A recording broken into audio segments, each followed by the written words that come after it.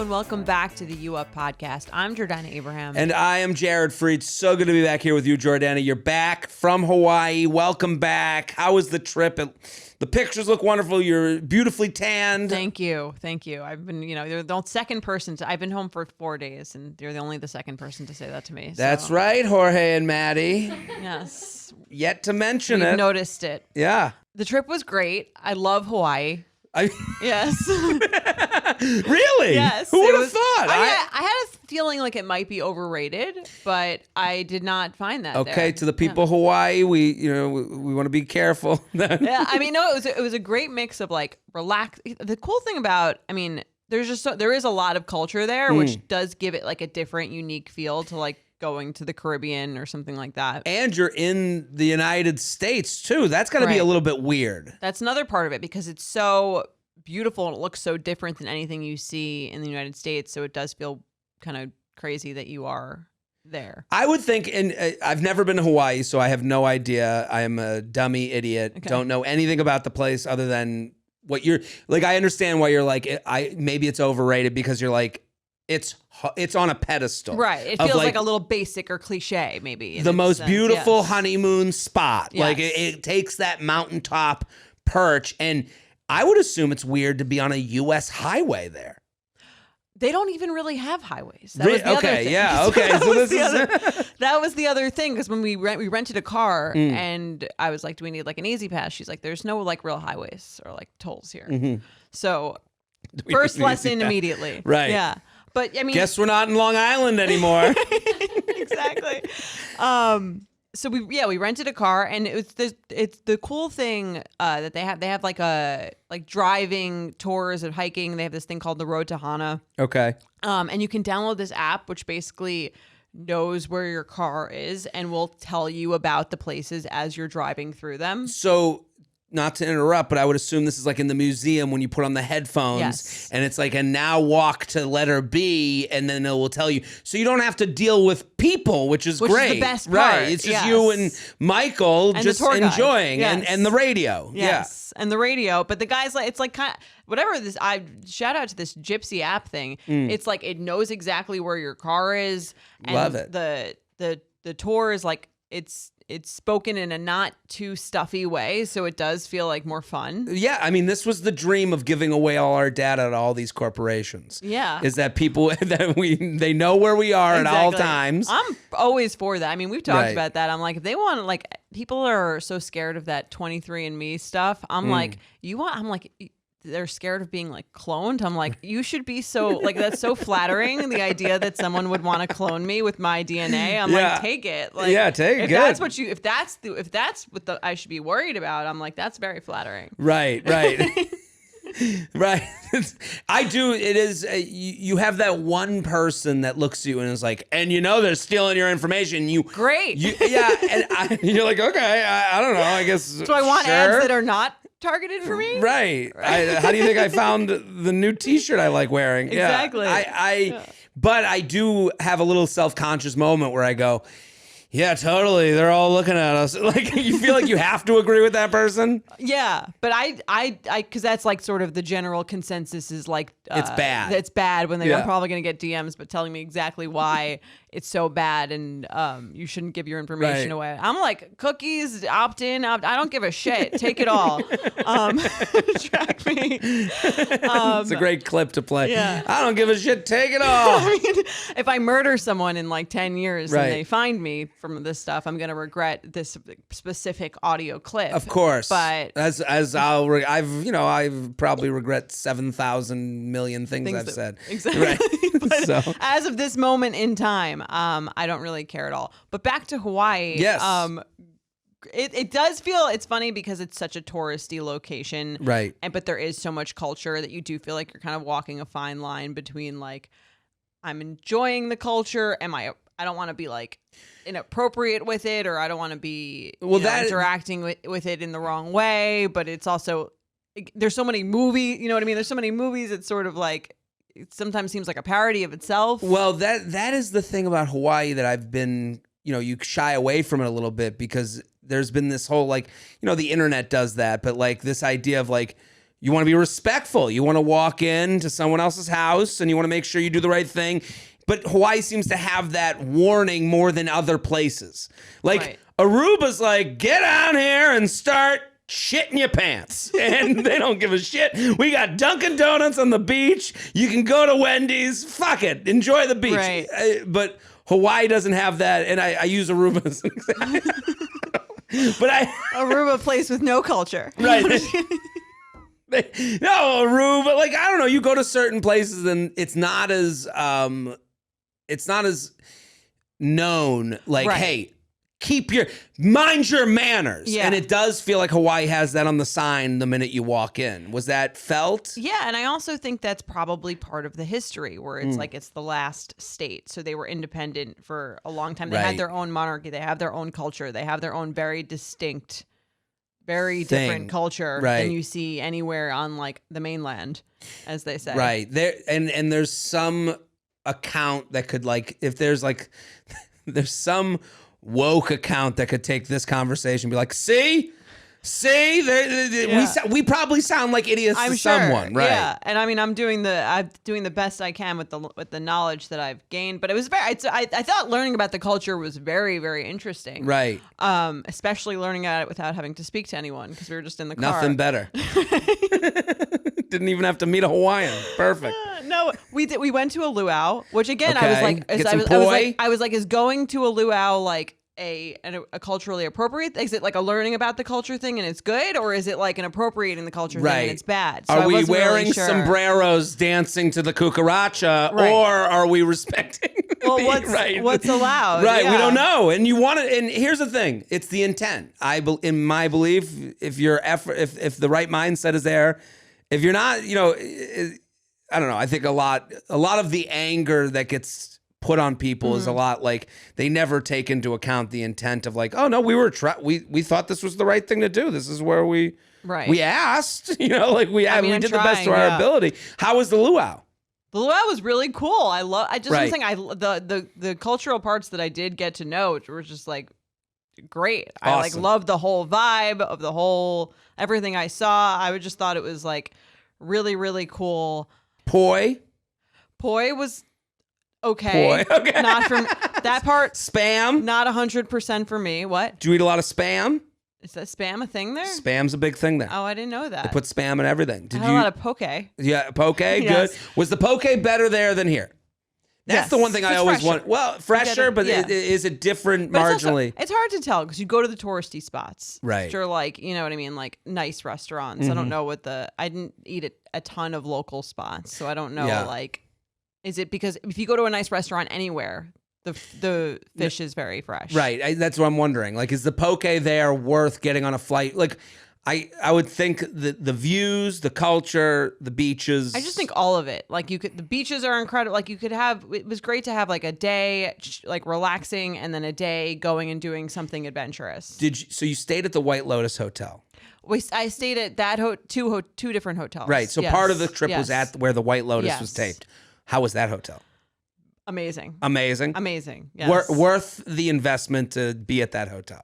The Four Seasons. Yeah. Yeah. Well, Name it, yeah. I listen. Not sponsored. Yes. I am I always think hotel. I've become more interested in the hotel game, and I Yeah. try to pick and choose my spots. Well, the Four Seasons is not part of any other Corporation.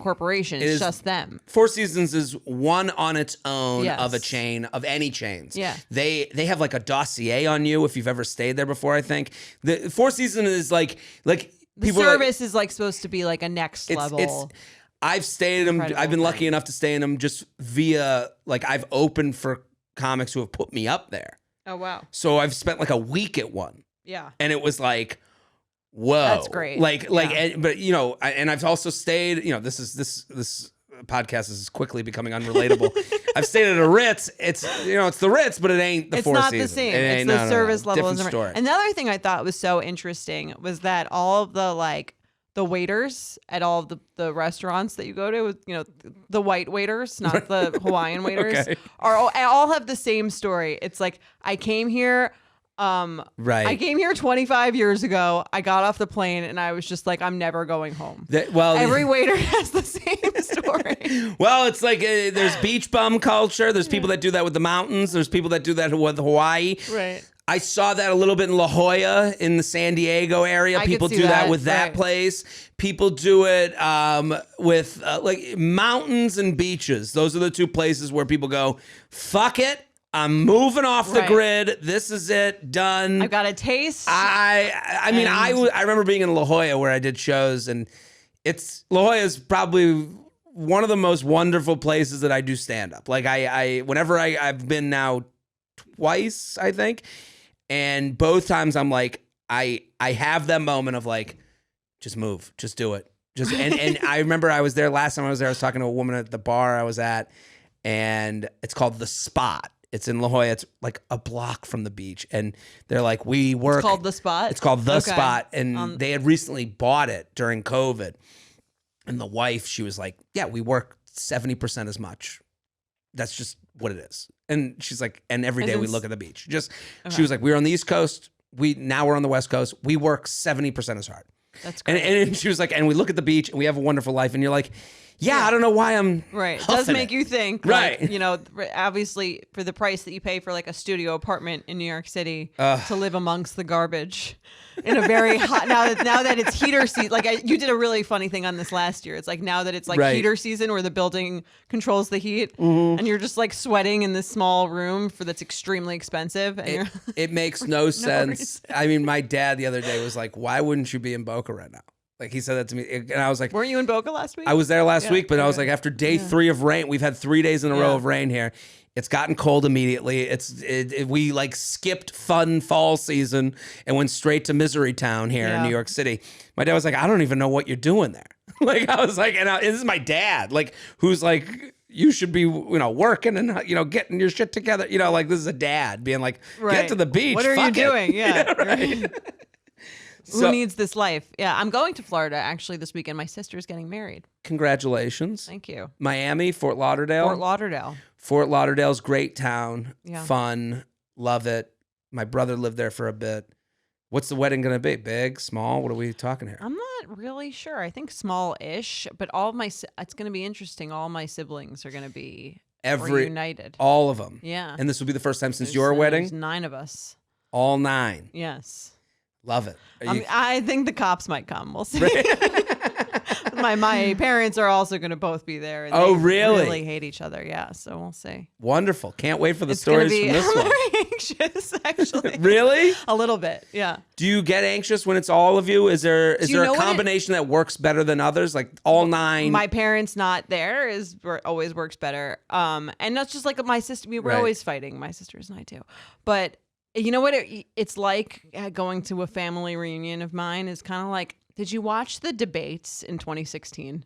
Like the presidential debates? I did. From China.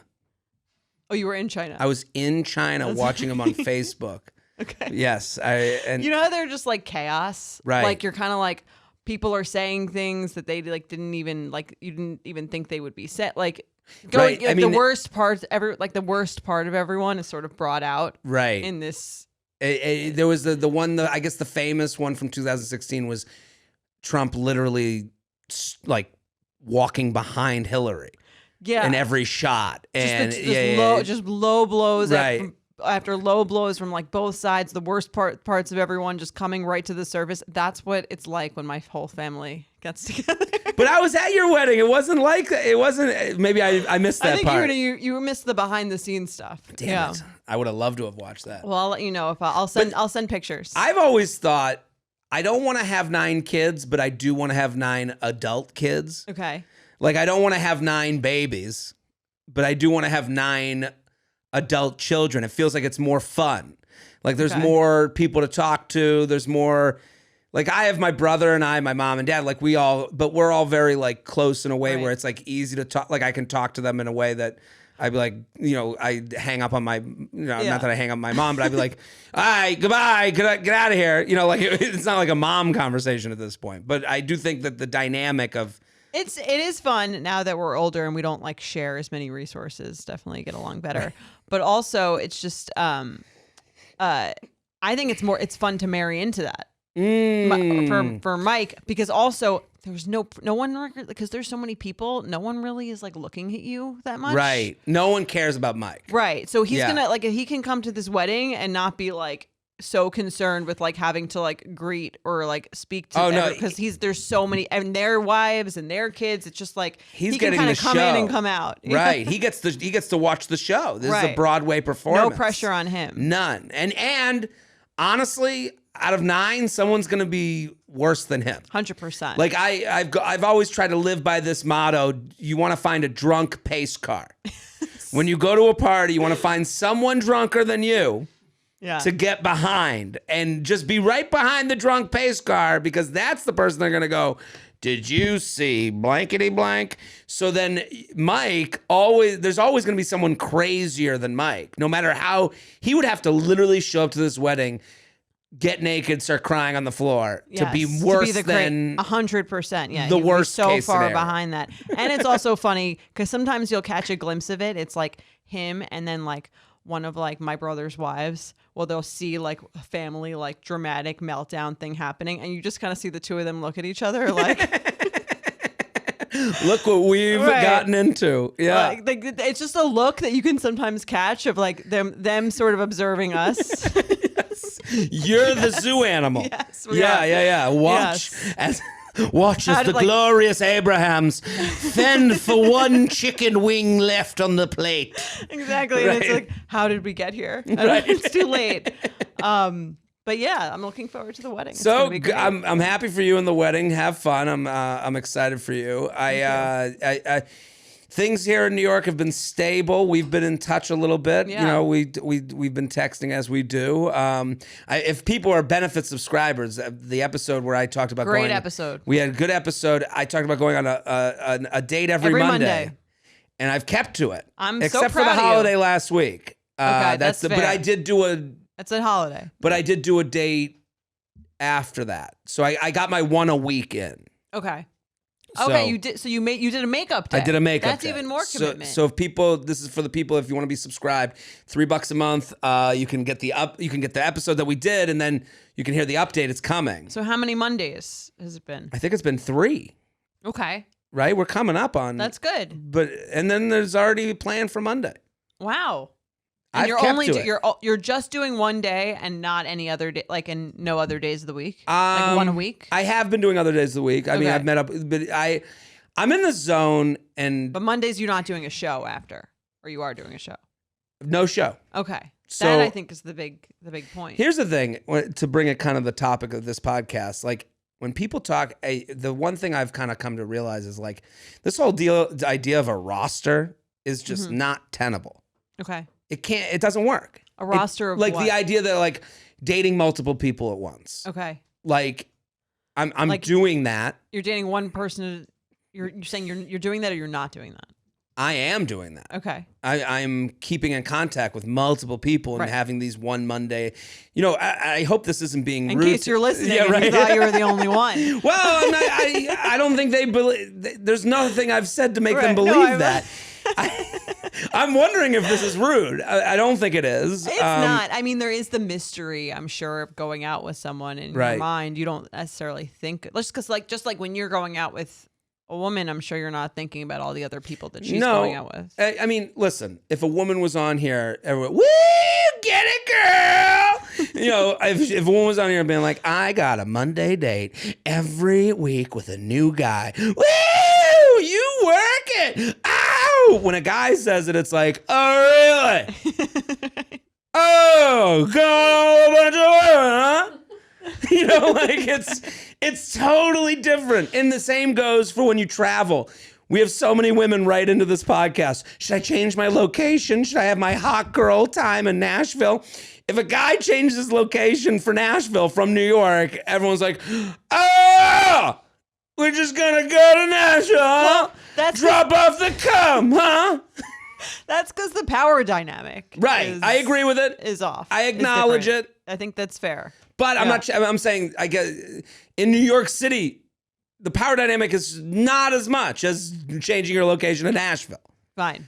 Because I would say you're not just dropping into town being like, oh, let me take advantage of some single women here.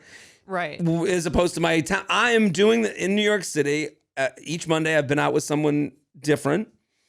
And it's been, I'm realizing like this isn't a way to date. Is the more I don't know. How do you think the way to date is? I don't know. Okay. Like one person at a time? I don't know, but one person at a time isn't workable either. It's almost like you go on these one date and you have to go yes or no after it's done. I don't know. Maybe I believe seems like that. The answer is kind of always like no. It seems that way, but then you talk to someone about that and they go, no, you got to do a second. You had it okay. You had a good time. And that's the thing. None of them have been bad times. We're going to get into it on those You Up With Benefits, but it seems like you have a relatively high bar for date 2. I think I do. Which is not bad. And it's not me going, they're not good enough. It's like, it's more about, I'm not feeling like the match in a way where it's like, you know, and a little of this goes to like the Logan Ury, like secretary thing where it's like, you're like, okay, well. Right. If you date 100 people, you probably met the person at like 30. Right. Or something. And are you giving that person, but then I go, in my mind, I'm saying the opposite of Logan. I'm going, I didn't come this far to come this far. Right. You don't want to cut your losses, right? Right. I don't want to be like, well, this one was fine. This is fine. You know, I disrupted my life in a way a couple of years ago.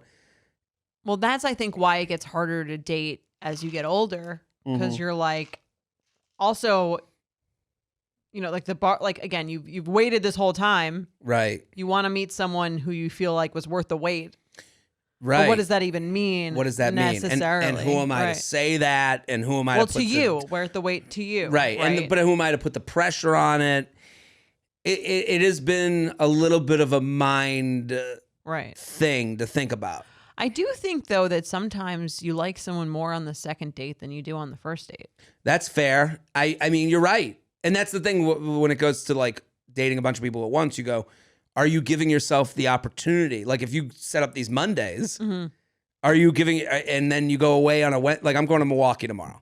Right. I come back Monday afternoon. What's that? Glamorous. The glamorous Milwaukee. And if you came to the shows, thank you, because we're already a week out now. But you know, I'm going to get back on Monday. I have something planned for Monday. Right. And you go, did I give the person from last Monday a chance because I'm now trying to fit them in on the other nights? Okay. You know what I mean? Like I got to do a Monday and a Tuesday. Now you're backed up. You get backed up. Okay. So, and this again, I don't know if I sound like I'm bragging. Okay. I don't think I do. You went on 3 Monday dates in the past 3 weeks, right? Right. In your head, are you like, of the 3, I know which one I would go on a second date with. This feels like I'm on The Bachelor, you know. But that's kind of, I guess, kind of what it is. Real life is The Bachelor, just no one knows it.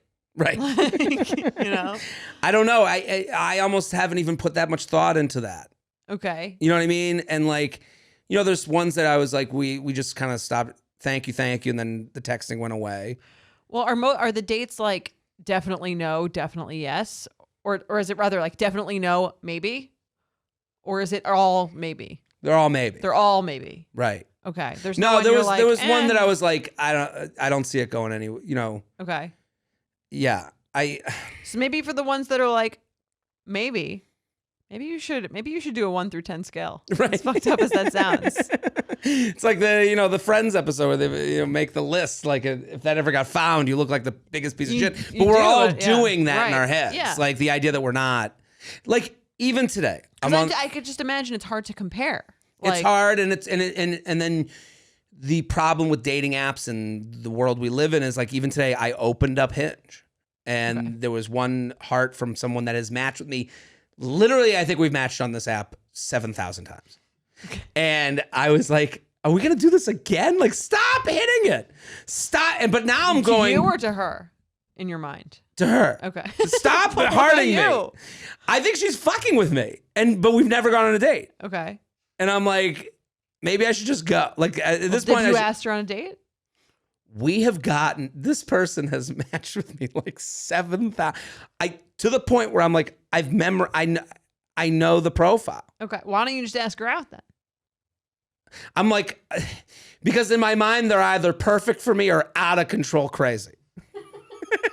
because they're not initiating? No, because I'm like, at this point, aren't you annoyed with me?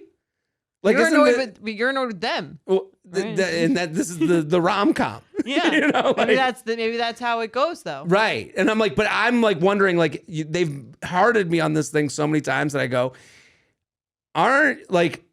you must know something that I don't. What do you mean? Like they must feel that we're a match. Are you not hearting them as well? I'm receiving like that? It does. Okay. I've accepted the heart a couple times and then I've deleted and now a new heart comes in from them. Okay. I think you should just go out. I think this is part of the Monday plan. I think they've got to be Mondayed. Ask her if she's free on Monday. You free on Monday? Yes. Can I talk about some shows? Yeah. Other days of the week. I'm going to be I'm on the road, people. December 8th. The link should be out by now. Is it out? It's not out now, but it should be out by now. Yes. We're doing a show. We're doing a show. I mean, Jared is performing. I'm not. But we're taping a special. Yes. Gramercy Theater, December 8th. We are partnering to produce. Very, very excited about this. Everyone's pumped. It's going to be the event of the season. The event of the season. What season is it? Well, late fall, early winter. Yeah, I would say winter-ish. You should call it the cuffing season special. Cuffing season special. Is that when it starts? I would say December 8th is when it starts. It's cold enough. Okay. It'll probably be out. We'll have it like edited and done first quarter of 2023. Q1 as the finance people say. Yes. Yeah. So December 8th, we want to fill it up. It might even be sold out by now. You might be too late. I think it's definitely going to sell out immediately. So you guys can check. We'll see if it's sold out. If it's not, I'll be there. Jordana will be in there. The audience. That's right. And listen, I'm in the shop tinkering. I'm on the road working on this special, getting the material ready. I'm going to be in Mohegan Sun this weekend. Mohegan Sun, Connecticut people, come on out. Ledyard. Who? Mohegan Sun's the casino. If you just say the casino and you don't, if you're listening going, what's Mohegan Sun? Then you don't live near it. Okay. Then you don't know. Then you don't know. I'm going to be in Magoobies. That's right. Baltimore, Richmond, Virginia, Boston. There's still tickets left for the second show that was added. So get those tickies. And Miami, Florida, doing Thanksgiving. Cut the turkey with your dear old Uncle J Train. Miami for Thanksgiving. And you're going home? Going home. Wow. Boca to Miami. I'll be commuting to every show. So you never looked back. No, jaredfreed.com. And also, we're on YouTube. If you're watching, hello, YouTube land. Yes. We love to have you. Subscribe to the YouTube channel. And if you're watching on YouTube, comment, let us know the parts you liked. Yeah, the comments are great. I have a new thing to read now. I'm reading the comments. Right. I'm checking subscribers. It sound like I have a serious OCD, but check it out. Rate, review, subscribe. What are we talking about today, Jordana? We're talking about, do guys care less once it's official? Yeah. Yeah, you're done. You think? Yeah, this is the reason guys don't. I feel like they care less once they sleep with you.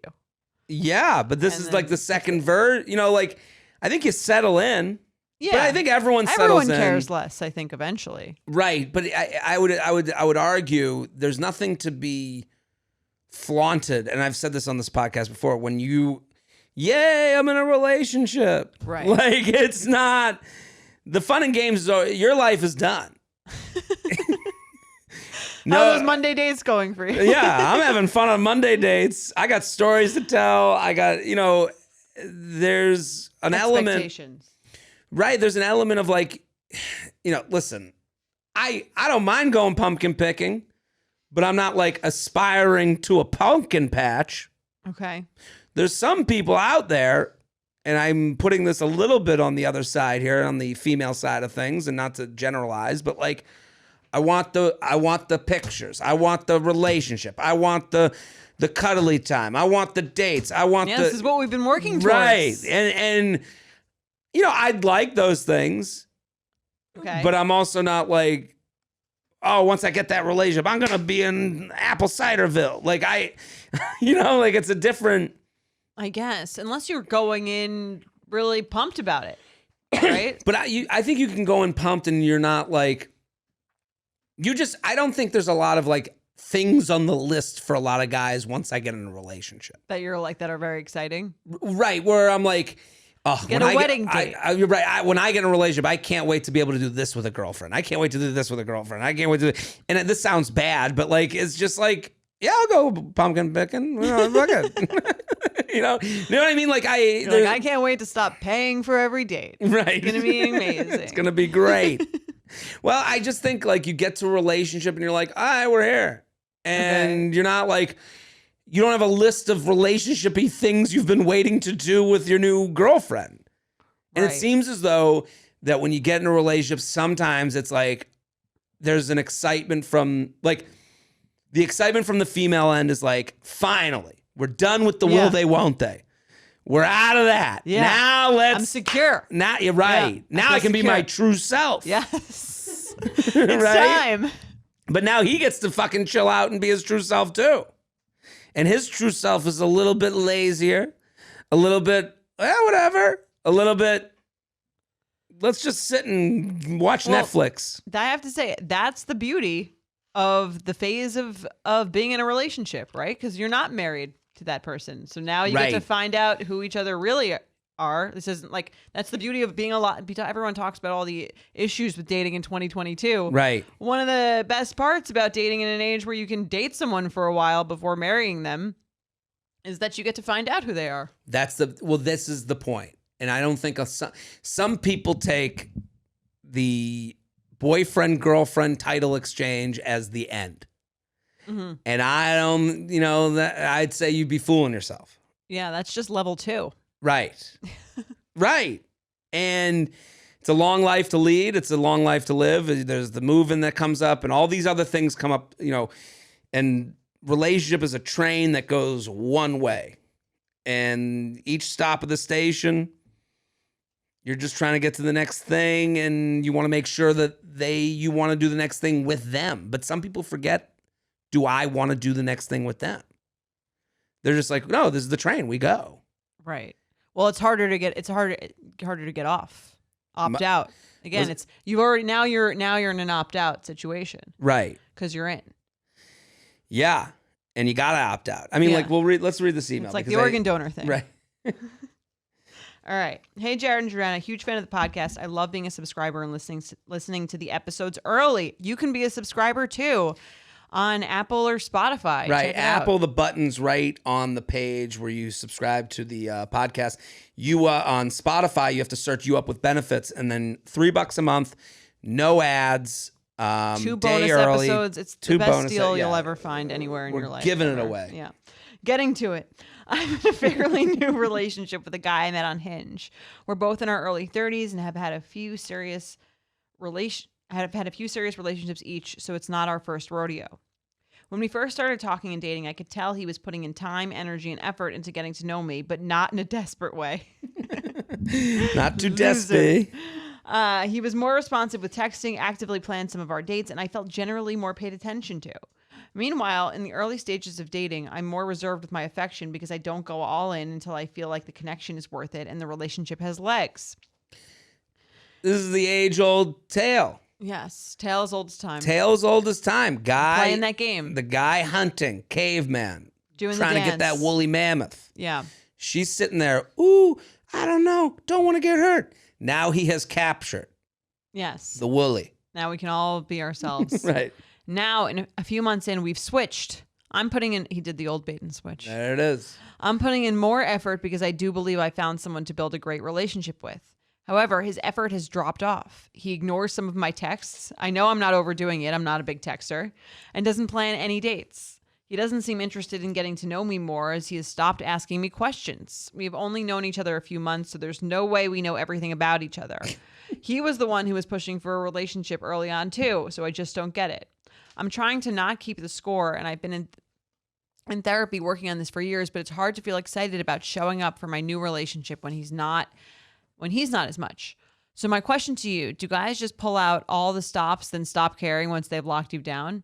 Should I just expect less and put in less effort to match his energy? I know talking to him about it is an option. How can I bring it up in a way that's not nagging? Thanks for solving dating every week. A baffled betch. Well, let me start with one of the things she wrote. Should I just expect less and put in less effort to match his energy? No. That's a game you don't want to get into. No. You'll be annoyed even more because it'll be you just staring at him, doing nothing, wishing you were doing something, and him being like, "This is great." Plus, the whole point of being in a relationship is that you don't have to play the games anymore. Right, and that's like a game. If it's a real thing. That's a full game because it's like, well, I'm gonna withhold until you start to notice me. Right. And now it's two people that don't talk to each other. Right. Yeah. And then the other thing she wrote, I'm trying not to keep scoring, and I've been in therapy working on this for years. So we have to acknowledge that her problem she's coming to us with is something that she's dealt with in therapy for years. So like, it's almost like, give me a different answer to tell me I'm right. I'm not a professional. You're not a professional. We're just talking. When I hear that, I don't even think she had to write that because I don't think this is a scorekeeping thing to me. I think it's not, but I also think that when you play games in the early relationship, which it kind of sounds like she was doing, and then it worked, worked, quote unquote. Got her to boyfriend land. Yeah, sure. But then again, then you're doing that and the person doesn't actually know who you are. She's like, okay, now I feel secure. Now I'm going to be my real self. Now I'm going to be more open. So it's like you think that like you've played the game, but in reality, the person's just getting to know a person that's not you. Right. I guess I never thought of it that way, where she played this whole nonchalant thing. Yeah. Where it's like, I act removed. I don't do much. Let him come to me. Yeah. And then he comes to you and he's like, got her. And he's like, good thing she doesn't need much. Right? Like, that's what got him here. Why would he think that? Why would he think that's something you're interested in? She's never been, like she said, she hasn't gone all in. Right. So reserved with her affection. Right. So he's like, okay, she only gives so much. I've gotten here. I did my work and now I'm done. Right. I actually thought that I think an interesting part of like a lot of the emails we get and that kind of is written here is this like inability to be like I wrote it's okay to be turned off if being turned off is it's okay to be turned off in a relationship and talk about that. Yeah. Turned off doesn't mean relationship over.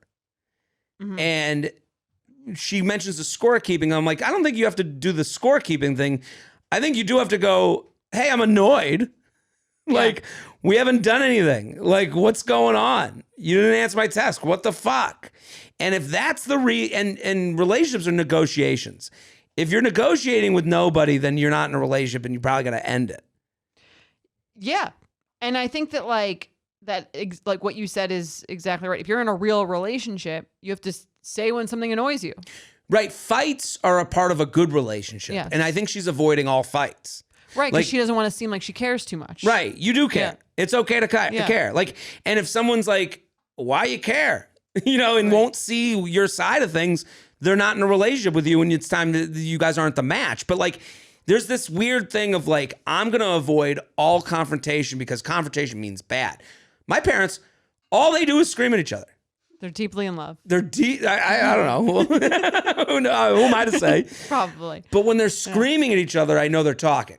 Yeah. Right. It's better than people who just quietly build up resentments towards each other and never actually say anything. That's literally one of the options she presents is that, why don't we just say nothing about this? Yeah. Well, I think that's the issue to me with like all of these supposedly like female directed things about like the rules and like having, they're really just manipulation tactics to get the other person to like manipulate the other person into feeling like they're more attracted to you than they necessarily are by you withholding. And then but once you get into a relationship, what do you have? Right. You have someone who's like under a spell. Right. You don't even have like a real thing. That's what I'm saying. Yeah. Like, and I think those are great tactics to get someone to commit to you. I think they work actually. Right.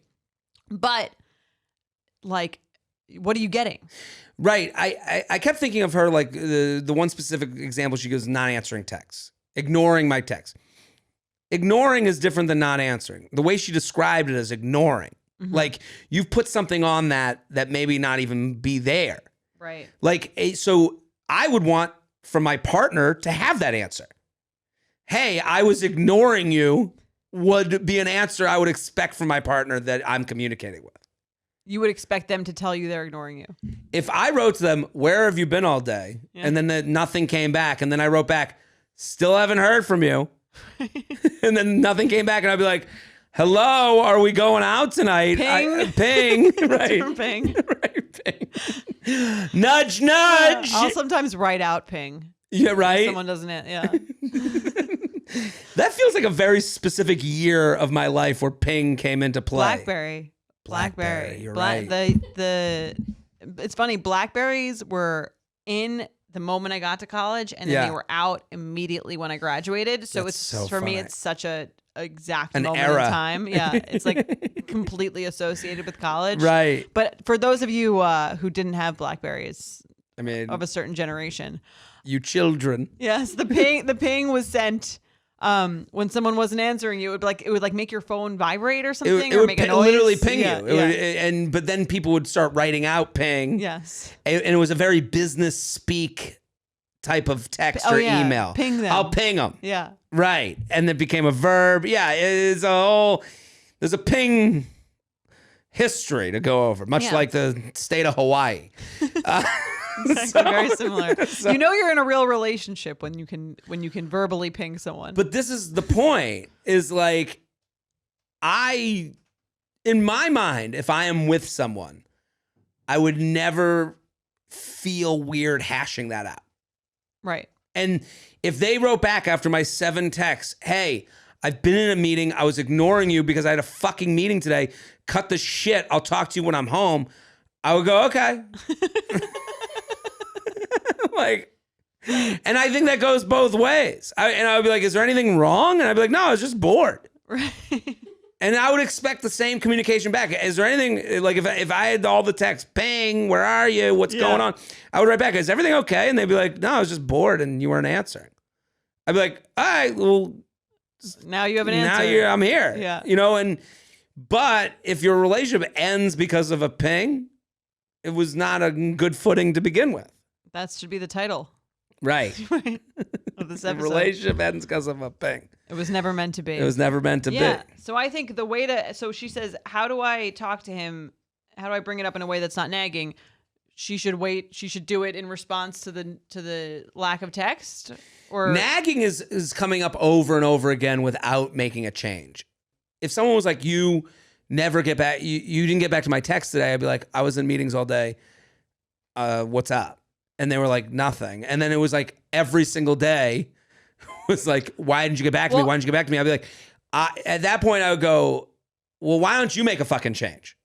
Like, you don't like it here. This is who I am. So you want them to break up with you? Or she's saying I'm comfortable. She's saying he used to answer her texts. Yeah, because he used to, wasn't sure if she'd bang him or not. Right. So now he's sure. But how does she? That's what I'm saying. It's easy to say, I've been busy, but really it's that he doesn't care as much. Right. So how do you suss that out without seeming like a lunatic? Here's the thing: you go, this behavior turns me off.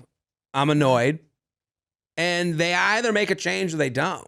Right. If they care, they make a change. Right. Otherwise, they've gotten to know who you are. You're someone who likes to have their texts answered. Right. And they don't like you. Right. And they shouldn't have been dating you in the first place. Right. And that's going to come out eventually anyway. I think that's a good way to put it. What you just said. I'm someone who likes having my texts answered. Yeah. That's the thing. Like it's the thing about me. You can't say that about everything. You can't do you can't do that for everything. Right. But you have to say if something is bothering you so much, you have to say to them, there's a John Madden quote. I don't know if I've mentioned it here, and I heard it recently because John Madden just recently passed away, and he was a football coach who also did announcing, and he was like, I think his thing is, and it was in one of the documentaries about his life that had recently come out, where he's like, I got 3 rules. He's like, there's 3 rules, no more than that, because I don't. You can remember 3 rules. Yeah. Well, that's like what we said about yours. I think a 3 is a great thing to have. Just generally. Three is rules. the magic number. Yes. Yeah, that 3 rules. Three things about yourself that you insist on. I like my text getting answered. I like a text. I like people not to be late. Right. Okay, something, whatever. One more thing, and then we also said that with your preferences. Right. Right. And with your preferences, were 3 you superficial preferences. You get for 3 dating, right. for going on a date with someone. Right. Yes. So you get 3 superficial preferences. You get 3 things to go. I like when this happens. I like when this happens. I like when this happens. And then you go, the 4th thing you go, maybe I'm being a little much. Yes, maybe it's me. Right, because I just know when I'm in a relationship and someone says to me, and you can remember, oh, this one thing. I've been out with so many of my friends, married friends. No, she hates it when this happens. You know? And I think that's okay. That's something, you can't. We're not speedboats, we're cruise ships. You can't change someone on a dime. You can't make someone turn 160 degrees. Totally. But you can say to someone, hey, this is like one thing that it really irks me. Yeah, and I think that's totally fair. And I think that if you don't say it, then again, they're just pretending to be someone that you're not. Do you have something that you've told Mike, you're like, this one thing, you gotta, I can't have this? And it might not be something he does. It could just be, this is the one thing, I don't care who it is. Right. There's definitely things. I don't know why it's so hard to pinpoint in the moment. Let me think about it. There's things about him. I mean, I've been in relationships where I'm like, the one thing you have to do with me is see where I'm coming from. Okay.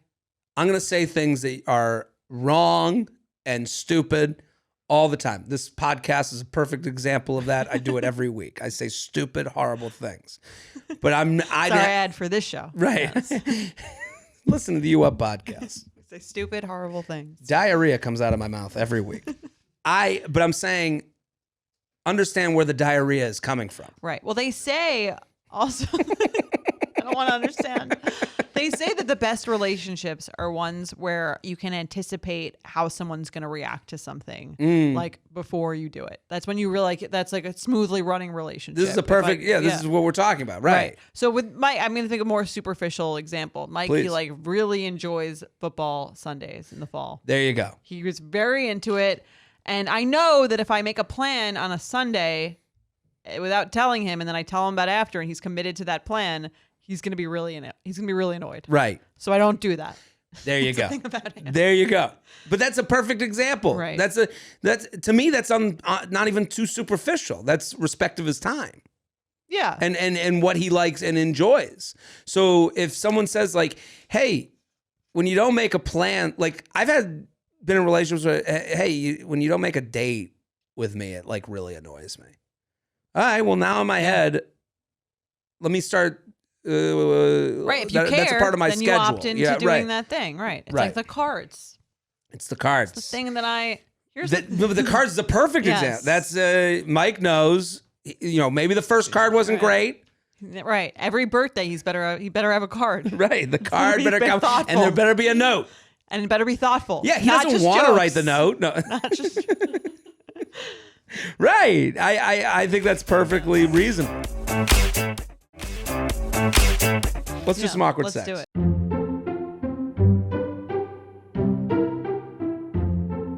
UUP@Betches.com. Keep sending them in. UUP@Betches.com. We read every email. Maddie's up late at night. Bifocals. Unless they're absurdly long. Right. I mean, when I used to do these, sometimes you would open one and it'd be the tiniest font and it'd be paragraphs and I'd be like, never mind. Yeah. We did you the favor of having a place to write this. Awkward sex. Dear J&J, so happy I found the podcast. I always love hearing your takes on all things dating. I have an awkward sex story for you that feels like a good one to round out the summer. All right, we are in full rainy season here in New York City. I was recently visiting a friend in Rome just for a long weekend. For context, I'm American, but I live in Barcelona. So this isn't that difficult to do, LOL. My friend was having a house party, so naturally she invited me to join, and I did. As soon as I walked in, one of the guys at the party really zeroed in on me, which was very obvious to everyone except me, apparently.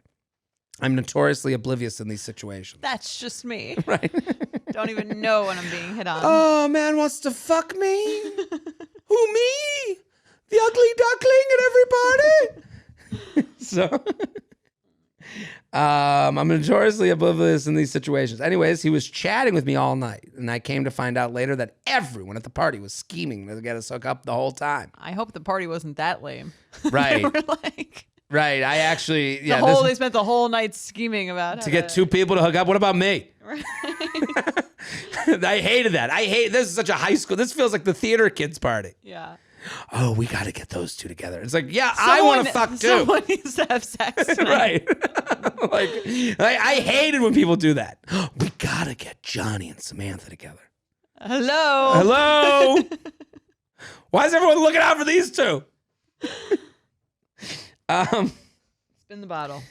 They were scheming to get us to hook up the whole time, playing romantic music for us to dance to, sneakily pulling away anyone who tried to jump into our conversations. Yeah, that'd be me. I'd be trying to be like, talk to the girl, and someone be like, no, Jared, come this way. Be like, I'm trying to fuck her. No, we have a better looking guy. So at one point in our conversation, I asked him what his favorite lesser known spots in Rome were, since he was from there. As the party wound down, he offered to take me around in his car to show me some of the places he mentioned. Me wanting to have a fun main character Lizzie McGuire moment agreed. After making out for a good while at Lookout Point. What? Every single thing is pointing to high school in this. Right. Lizzie McGuire, Lookout Point. There's a Lookout Point in Rome? I don't know. This feels very Mayberry. We went back to his place and hooked up. The next morning, I left his place and had the shamiest walk of shame I think I've ever had, with my phone on 2% battery and my bra sticking out from my tiny purse, trying to find my way to my Airbnb from the middle of nowhere Rome, while Italian nonas looked me up and down on their way to Mass, cursing Americans under their breath. This is where it gets interesting. I just like the idea of like her down this cobblestone road, little Italian women like, you was a whore! American slob! Oh, gabagoo! That was my entire abroad Experience, that was it? Right. Gabba, get out of here! With your sloppy pussy! Like, what? Why is she assuming this? Do you have experience in these chants? I'm the grandma that was your abroad experience. Yeah, that was mine. I'm the one out the window. After I got pushed away from talking to the woman at the house party, yeah. I went and put on a grandma wig and a bushka. Get the fuck out of here! You sucked the wrong dick. Now I shall shame you through these streets of Rome. Parmesan! I think the Italians are going to be more mad at us than the Hawaiians this episode, probably. We're really narrowing our audience down. Well, I'm just saying, she paints quite a picture here. Yes. I carried on with my Roman holiday, not thinking much of what happened with this guy. Then things started to feel incorrect down there. Lo and behold, a full 24 hours after these events, I pulled an entire condom out of my vagina. What? Wow. And I had to learn how to ask for the morning after pill in Italian. Lizzie McGuire did not prepare me for this. Sincerely, not the souvenir I had in mind. 24 hours. Yeah. This guy really pushed it up there. I mean, that is. How long?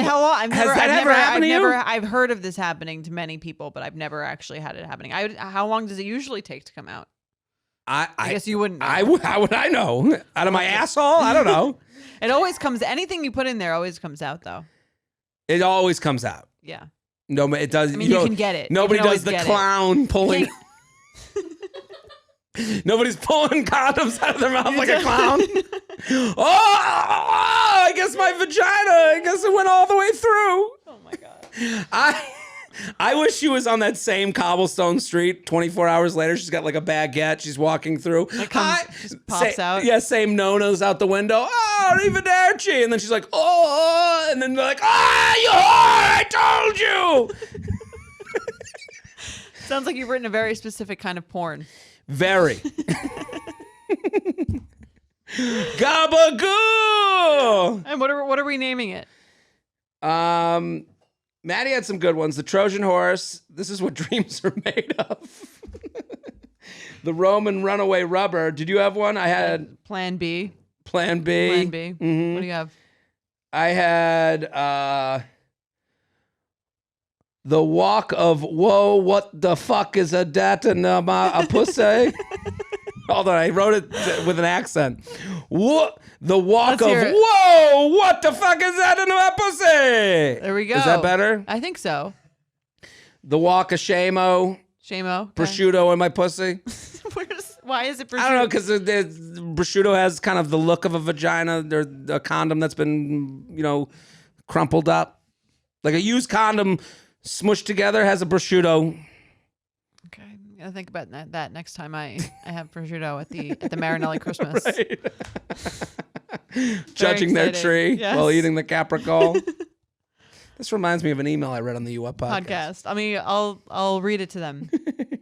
Sure Red flag or deal breaker, guy. I don't know how this works for you. I think that it would. I mean, I assume it's not on purpose. If I was with a woman and she was like, "Oh my god, you're not gonna believe this. There's a condom in me from the last night," I'd be like, What else is in there?" I'd be like, "Let's wait a week. You go take care of you." I don't know. I can understand how this happens. Yeah, I think that I would imagine it's no fault on either side. Oh no. Yeah. No, I'm not placing blame. I do understand that Roman guy really did not, if I'm him though, isn't he going, didn't I put a condom on? Right. Maybe they were, I guess if you're drinking, maybe you're kind of like, it's just on the floor or something. Sure. I pulled out and it went somewhere. Yeah, I don't know. I listen, I am condom. You found a condom in any weird places? Used condom? Oh, there was. I mean, I'm an admitted disgusting. Yes. I've had like a condom. Like I have a whole stash of them under my mattress. Well, under my bed there was like one. Okay. And it was like, it's used condom is always jarring. How long was it there? There's no one could know. There's no way to. I didn't do a CSI check on it. It's just jarring. Condoms are just jarring a look when they're not on a penis. Fun. Sure. On it's a coat. Yeah, like on a hard penis, a condom looks correct. Yes. On a soft penis, not cute. Sad. Yes. Disheveled. Under the bed. Horrible. Horrifying. Days of yore. Yeah. All right, should we do another email? Let's do another email. Okay. Hey, J&J, love the pod. I recently got hooked 3 months ago when I started travel nursing. Travel nursing. We have a travel nurse community that listens to this podcast. I don't know what we did. I don't know what magazines we're promoting this in. Maybe it's my knowledge of condoms. Weeklies. Right. I've never met a travel nurse or have heard of anyone being one. Right. So I think this is like our 6th or 7th email with a travel nurse. They must have a lot of spare time. Or also they're, you know what it is? They're alone. And they're on the go. Yeah, in a new town. Yeah, they're commuting. We're the podcast for the loneliness. Yeah, the travel nurse industry. We've got to get into that magazine, start advertising. Right, we got to make some merch. Yeah. I recently got hooked 3 months ago when I started travel nursing and would drive back home every 2 weeks, 6-hour trip to listen to you guys for hours. There you go. Yeah, right. You guys are so entertaining. Sometimes I'll listen to an episode on my runs. You're just that motivating. Wow. Love it. My question is it weird to keep tabs on your exes? My high school boyfriend and college boyfriend dated each for 2 years. They are both totally off the grid. No Facebook, Instagram, LinkedIn, or any sort of internet footprint. And it's not just me who noticed. Our friend group from high school and college respectively would joke that they fell off the grid. I mean, that's what you just literally said. I'm not sure what it is with me dating guys who want to disappear from existence, but seriously, nobody I know has tabs on these guys. Even their best friends say that their numbers are disconnected when they try to text them. That's bizarre. That's weird. I would look at her and I'd be like, what did you do with them? Well, there's like, everyone's weird but me. Yeah. There's but two people to disconnect their numbers and have other people that are their friends, their best friends. Right. I only know this because soon after these men stopped communicating with people, their friends texted me asking if I had heard anything. I'm from a pretty small community at home and went to a small college, so I feel like I can confirm that they're both at least alive. Otherwise, my small communities would have definitely heard about it. And if anything, everyone's just very focused as to where they are. Is there like a search going on? Very confused as to where they are. But confused as to where they are. I've been in a committed relationship for 6 years now, so I'm not keeping tabs to rekindle any romance. Also, any other long-term exes I've had I've completely forgotten about. My issue is that for some reason I can't get my mind off of these ghosts of a boyfriend. I swear I try to look them up like every few months and have always found absolutely nothing. It's obsessive and weird and I don't like it. I feel like because I never got true closure on them, like never seeing where they ended up after we broke up, it's making me sort of obsess over where they are now. The need for closure is complicated. The high school boyfriend post-breakup would still contact me because obviously we were close and he was going through a hard time with his dad dying, failing out of school and losing his D1 scholarship as a result. I definitely felt an emotional burden, especially as an 18-year-old trying to start a new life away from home. The college boyfriend also got complicated because shortly after breaking up, he would try to get back with me so much that he actually drove 3 hours to my college town to visit me without warning multiple times, may I add. I feel like the post-breakup drama for each boy plus the complete radio silence after is traumatizing me into my late 20s. Why am I doing this and how do I stop? I feel bad because my current boyfriend doesn't deserve a girlfriend who's obsessing over her exes like this, even though it's not romantic. It's been over a decade. I can't tell if it's a relationship trauma or me just being the crazy ex-girlfriend. Any thoughts would be appreciated. Love you both. A betch stuck in the past. This email didn't annoy me until it did. Do you know what I mean? There's something a little weird about it. I mean, yeah, both guys having no internet presence whatsoever is extreme and weird. Yeah, and the changing their number. And changing the number. It's a weird pattern that's going on. I understand where you go, well, what's wrong with her? I'm not even going to go that far. Let's say these two extreme things happen to her, which is a possibility. Like, these are just two people. She annoys me when then she makes their getting over a relationship and their decisions about her. Like she thinks that they've disconnected their phone. She says I didn't get closure because she can't watch their lives. Right. Right? And that's not closure. Closure was breaking up with you or you ending it with them. It's over. And the idea that they owe you some sort of internet presence Well, I think she's saying that she realizes that it's not, that she's not in the right here. I know she realizes it, but then after she says, she says, I don't like it about myself that I'm doing this and I'm looking for this. But then she uses the word closure. Then she says then she starts to blame the way they broke up for her still holding on to this. Like, because she has, and she uses the word trauma, which I'm going to disagree with her that this doesn't seem very traumatic. I understand it may be, a moment in your life for you, but that's a very strong word to use for a high school breakup where the guy, doesn't talk to you anymore. Yeah. I mean, especially the college one where it's like he would try to get back with her and he drove 3 hours to her college town to visit her. And I'm not advocating for unannounced visits to people's colleges. I don't think that's the right thing to go. But it seems as though when a woman acts a little bit emotional after a breakup that she goes, I was just from the breakup. And then a guy, which I understand, he, physically, he could, hurt you and all these things. But like the idea that this guy has disappeared since this breakup, like he had a moment after a breakup that he probably wouldn't feel good about and would look back on negatively. And instead of him being like, I was just being crazy after this breakup, I was so emotional. He's traumatized me and didn't give me the closure I needed. Right. If anything, these guys seem traumatized. For me, the act of changing your phone number, to me implies that you really want to get away from your past. Right. Like you have a very negative connotation with your past. You're either like ashamed of it or you're trying to cut ties with it. Right. So to me, that points to both of them being more traumatized by whatever situation happened, either with you or with something else. Right. And I would not take that personally. I don't know if that's what she's doing or like, I guess she's saying she's obsessing over it and she knows that it's bad that she's obsessing over it. I agree. To give her empathy, she did write that. Right. And I agree. I hear that.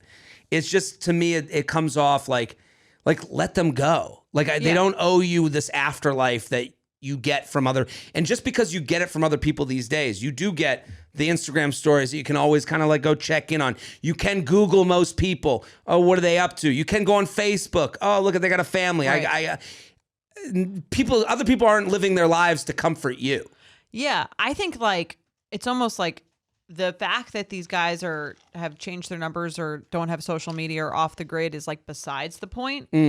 Let's say we take that all out of the equation. Right. And she's like, let's say we change this to I can't stop stalking my exes.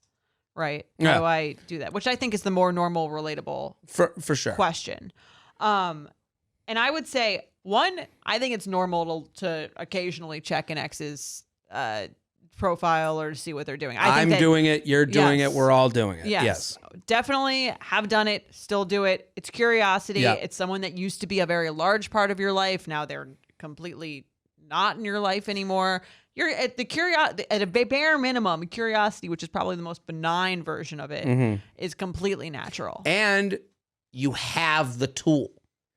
Other generations, maybe your parents can't relate to run it. Into them. Right. I remember vividly being with my family getting ice cream after dinner, and my dad ran to someone in the ice cream shop. Then we go to the car, and he goes, and my mom goes, he dated that woman. Oh my God, he dated that. And I'm going, oh my God. Right. It's such a huge moment for them. That's the only glimpse they would get. Right. And nowadays it's yeah, just give me the name. I know everything about you. I see your kids. Right. I see your kids every, you know what I mean?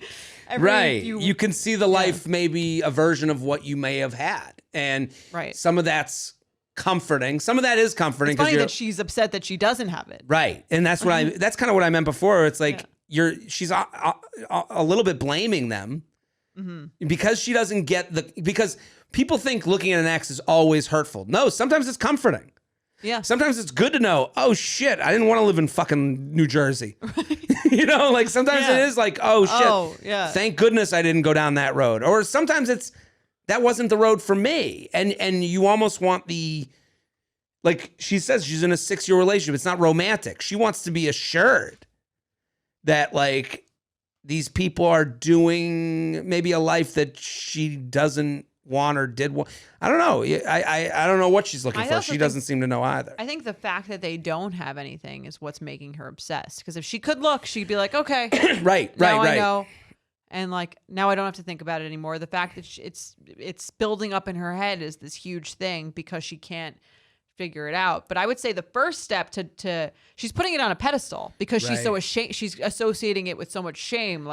My boyfriend doesn't deserve someone who's obsessing over her exes. He's checked his exes' profiles you're right. too. I think she's oh, I have this deep, dark secret. No. It's almost imagine she wrote in I was walking in the mall and I saw someone, I thought they were really hot. And my boyfriend doesn't deserve someone who thinks someone. It's no. Everyone does that. Everyone thinks that.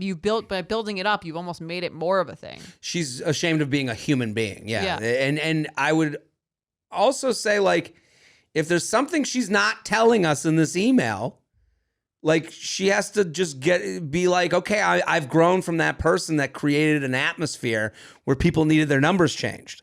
Right? You have to give yourself you have to give yourself a little bit of grace and a tone. We're taping this on Yom Kippur. Give yourself the ability to atone and be over it too. Listen, we were all different people in high school and college, and we all broke up in ways that we wish we had done it different. We all look back on every ending of a relationship and wish we were a perfect person, and you know what? We weren't. And I can understand that she might be looking a little bit to make sure that they're okay. Maybe that's it. If she feels like she was, again, she said with the high school boyfriend who had issues with his dad dying and failing out of school and losing a scholarship. So maybe that's her kind of guilt about leaving him while he's down or something like that. Yeah. And the guy coming to visit you at college and you're going, he loved me so much. I hope he found someone new. Right. Whatever. Yeah. I think the idea, it's a twofold thing. One, it's realizing that everyone does this. Yes. And two, it's realizing that having some faith in the people you used to date that you haven't destroyed their lives, or you weren't as big of a deal as you think you were. Because everyone's the star of their own movie and thinks that they've, either traumatized someone or they've traumatized them. It's like, usually if you look back, it wasn't just you. Right. I mean, I have this sometimes myself, we talked about going from first date to second date. Yeah.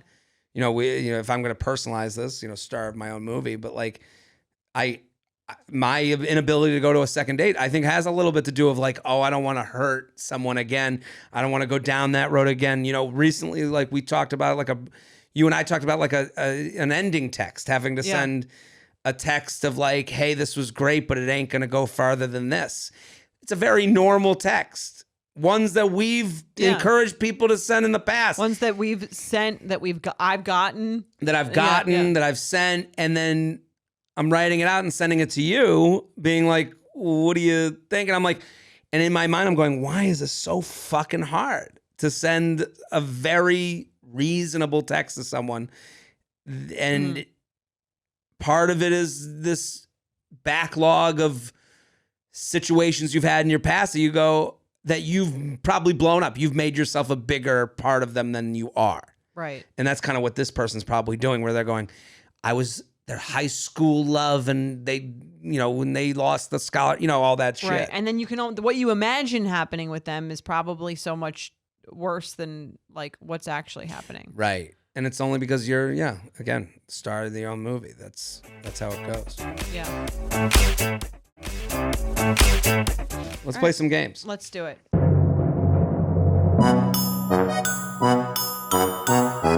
Okay. Red flag or deal breaker. We love a red flag or deal breaker. These are very thoughtful today. Quite long, yes. Long and thoughtful.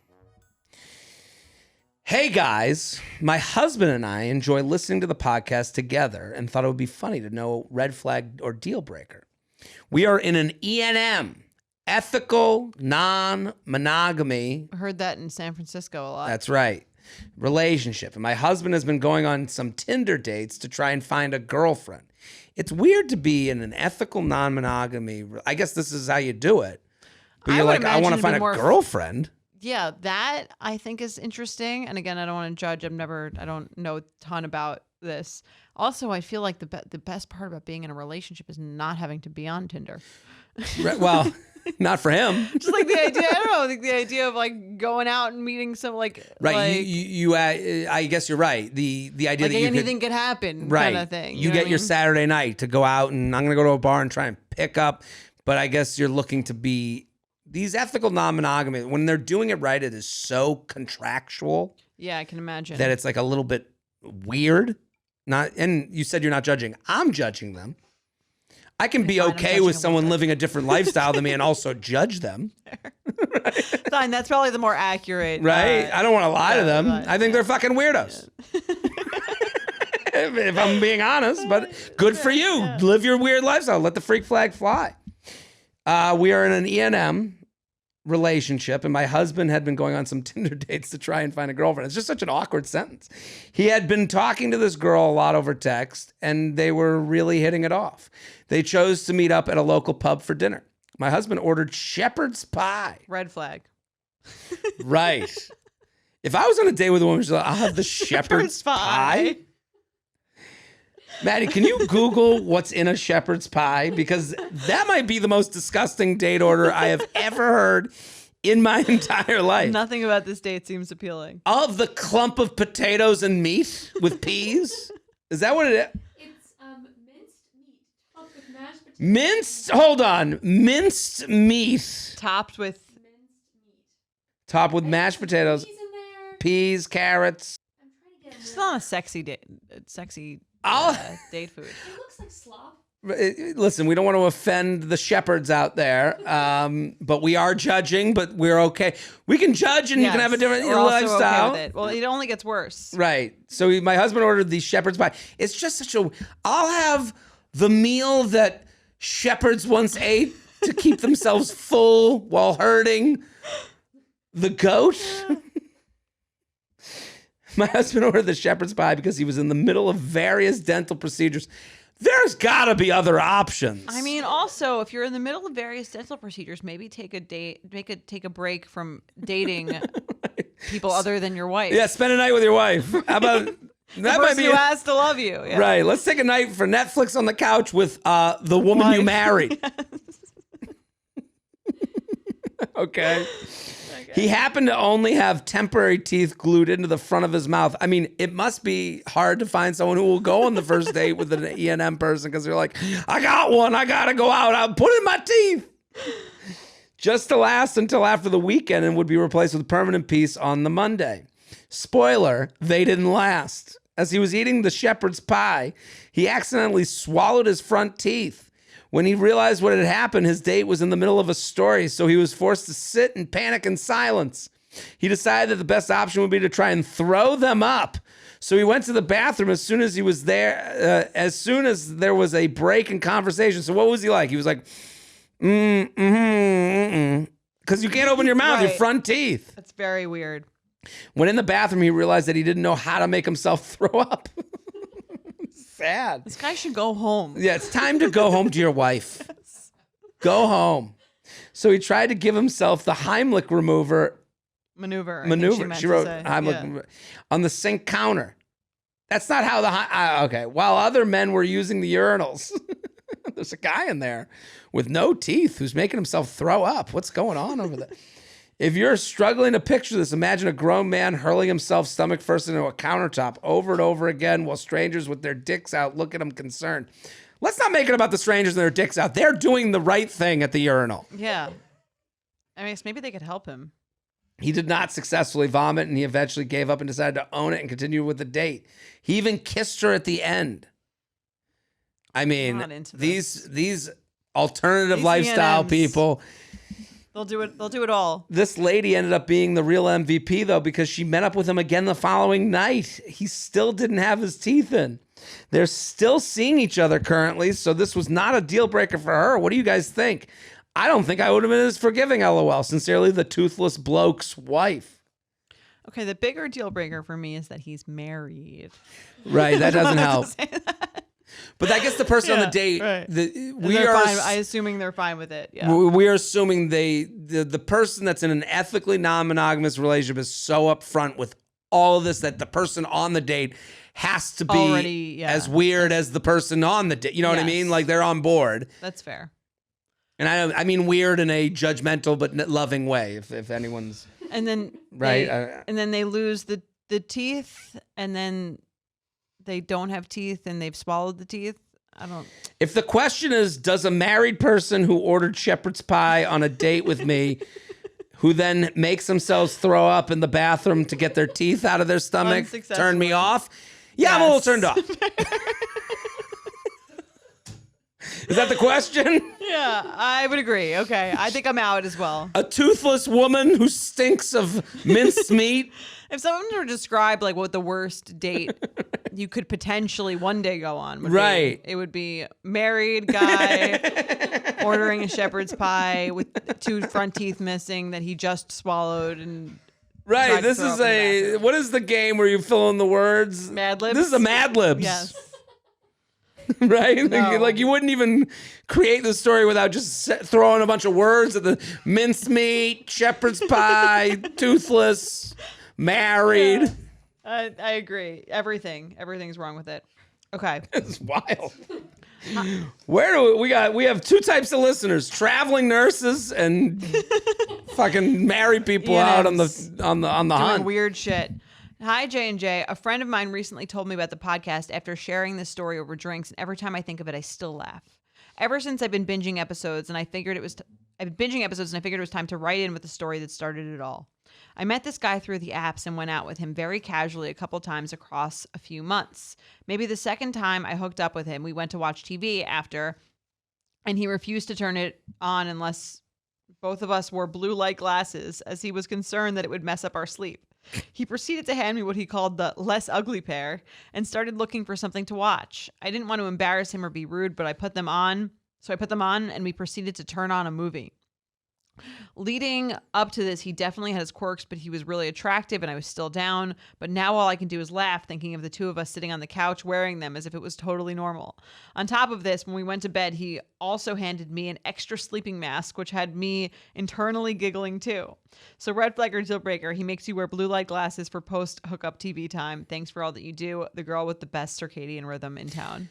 So this is a deal breaker for me just based off of like how hard it is to figure out sleeping with someone new. Okay. Like, or just sleeping He's trying to with make it easier. Well, With that this blue is light right, off. the blue light. Yeah. But if he's this specific and anal night one, Okay. it ain't getting better. That's fine. Like to me, like I'm like figuring out how to be in the same bed with someone. Like if they're in a long, where could we go from here? What else is he going to make me wear? What other sleep things does he Is need? this just the beginning? This is the beginning. Right. Because in the beginning, I'm like, yeah, sleep over, cuddle time. By the, week 3, I'm like, okay, you get over there, I'll be over here. Like things change. Right. For me, I'm actually kind of into it. Really? Yeah, I like that he handed her a sleep mask. I have a sleep mask, sleep with one every night. Really? Really. I'm actually, the thing about me, bringing this back to the beginning of the episode, is I'm very particular about my sleep settings. I think you've mentioned this before. I need complete darkness. Okay. I need complete silence. And I need like 65 degrees temperature wise. So I think this guy and I would get along pretty well. Yeah. He's already setting things up. Yeah, it seems like he's liking a lot of the things his sleep is very important to him as well. Right. That's So- interesting. I guess maybe he's more honest than I am earlier. Are you particular? Well, I sleep with the radio on. Right. Right. But in your relationship, you didn't, right? Or you did? Sometimes Oh, you I would did. put in Wow. headphones. Okay. Well, I that's would- different. I've actually bought the head. Someone after I The mentioned this. The thing that goes over your head. Yeah, and I haven't tried it yet, but I bought it just for when What is it? It's like a headband, oh. and it's like Please take a picture. I'll take a picture. I'll send it to you. We'll have Yeah. to put it on the U Up podcast Yeah. in case any of the listeners want to on the Instagram in case anyone wants to buy one for themselves. Right, it's a headband that has speakers in it. Just the picturing this is very funny to me. I put on my sleep mask, put on my headband. Yeah. That's great. I've got to Yeah. try that. All right, let's do one more. Okay. Jared and Jordana, love to get your thoughts on whether a first Hinge message like this is a red flag or a deal breaker. It's better opener than "you look like Casey Anthony," which I got once, but good grief. Feels immediately like a job application. Thanks for providing endless hours of entertainment. Okay, so here's the message. I'm him, okay? Kate! So, tell me more about yourself, smiley face. What are you looking for in a potential partner? What are your 3 non-negotiable must-haves and 3 deal breakers? Are you close to your family? All families are different. Do you love pets and let them sleep in bed with you? Do you want a big family of your own? And finally, I know we all strive not, but we are humans. So what do you judge most often? I know. Eye roll emoji. A lot of questions, but I'm genuinely interested. Oh, and have you ever been married? Oh my God, this is an immediate block. I am fucking out. This is awful. Get away from me. This is like the Uber driver that's too talkative. Like, get out of here. Yeah, this is awful. I'm trying to imagine like a celebrity that I can imagine like personifying this vibe. It's awful. I would immediately be out. This would not be a Gone. match. And it's fake. It's a lie. That's what bothers me the It's also most. a copy and paste. This is a copy and paste job. He wrote her name and then paste. Here's the thing. You're writing 5 questions in your opening. I had thing? someone DM me, "Hello, friend," and I was like, "Goodbye." Were they like a Nigerian prince? No, it felt like that. They go, "Hello, friend," and I was like, "No, you." And I don't mean to sound like a piece of shit, but we are not friends. You follow me. I hope to entertain you. I'm the jester. Yeah. Like, "Hello, friend. Just thought you would." I was like, No. Yeah. This is awful. awful, and they're lying because they What wrote, about- "But I'm genuinely interested." No, you're not. That's a liar. Why are they asking these questions? You're not then? genuinely Why are they interested. asking If you were genuinely interested, you'd ask one question that you were really interested in after a conversation. That's Yeah. not how you're not. That the problem is they're a liar like the minute most- one. This is like the most annoying survey ever given. Do you love pets and let them sleep in your bed with you? Oh, get out. I hate it because it's this false intimacy before there should be intimacy. This can't possibly work with anyone. I I guess someone else I who is dread- also like that. I dread the couple that's on their honeymoon that sits next to this couple at the pool. Like, this is going to work with someone. They That's get a married, nightmare. and then someone has to sit next to this couple at a pool, and I pray for them every day. That's very funny. When we were in Hawaii, we were renting a car, and Mike went ahead to go get the rental car while I got the bags. And he was with someone like this online in front of him. Come on. It was like a 30-minute line. And I just saw him. He's like, when it's in his eyes, he's just like, you literally can't move. too. Forgetting Sarah Marshall has an element of Yes, this, that honeymoon couple, the guy, like the virgins. Right. They didn't want to get married, but they got married. Yes. And now they're just trying to make everyone else their conversational problems. Yes. Oy. Just like that. Anyway, that was our episode. We did it again. We solve dating every week. Guys, spread the word. Keep telling your friends, coworkers, brothers, sisters, mamas, papas. We love doing this show. Get subscribed to the YouTube channel. Also, if you're listening right now, that means you love the show, which is great. We love you. There's a TikTok account. Yeah. If you use TikTok, you up on You Up Podcast. Done. This is the easiest one of our handles. Right. At You Up Podcast. You can find us on TikTok. Right now, as of this recording, it has 3 followers. It's That's me, right. Jared, and Maddie. Jorge So- didn't even follow. We Sean, we haven't seen him in years. Sean is COVID for the 17th time. Yeah. But Sean's yeah, grandmother died eight times. help us to stop being embarrassed and go give it a follow. Boom. Bye. The You Up Podcast is produced by Sean Kilby, Maddie Paul, and Jorge Morales Pico. Editing by Jorge Morales Pico. Social media by Maddie Paul. Be sure to follow at you.up.podcast on Instagram and send us your emails to uup@betches.com.